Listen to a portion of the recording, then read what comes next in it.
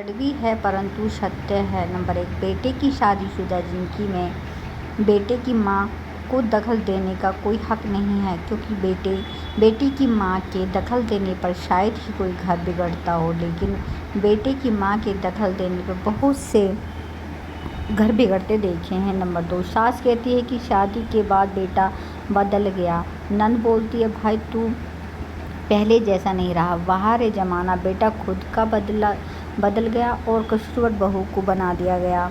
Number 3, जब एक सास अपनी बहू को ताना देती है कि ढंग से रहना, ये तेरे बाप का घर नहीं है, तो सास ये क्यों भूल जाती है कि ये घर उनके माँ बाप का भी नहीं है। नंबर 4, जब माँ बेटे को उसकी पत्नी के खिलाफ भड़काए तो बेटा सुकून से अपनी माँ की पूरी बात सुनता है, और जब पत्नी सास के बारे में बताए तो पति पूरी बात सुने बिना ही पत्नी पर चिल्लाने लगता है। नंबर 5, औरत की कीमत अभी भी कई घरों में बस इतनी सी है कि अगर वो घर से चली गई तो खाना कौन बनाएगा। नंबर 6, औरत को गंदा वही मर्द बोलता है जिसके औरत के साथ गंदे ताल्लुक होते हैं, वरना कहने को तो तुम्हारी माँ बहन भी एक बेटियां हैं। प्रतिशत ससुराल में झगड़ा होने के बाद बहू की गोद से सास बच्चे को ले लेती है, मानो को वो उसकी माँ ही नहीं। ऐसा क्यों? पोते और पोतियाँ उसको चाहिए पर बहू किसी को नहीं चाहिए।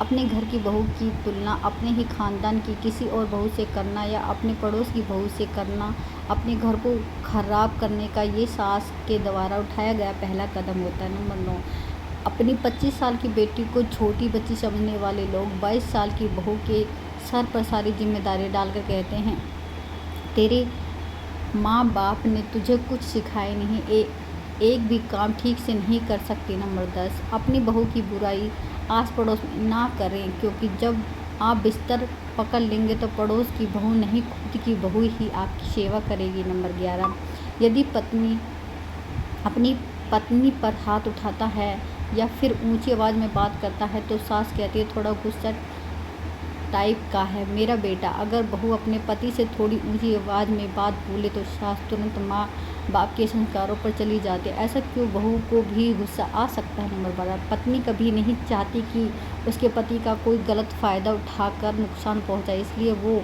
अपना पति का सच्चा करते हुए खुद की नज़रों में बुरी बन जाती है।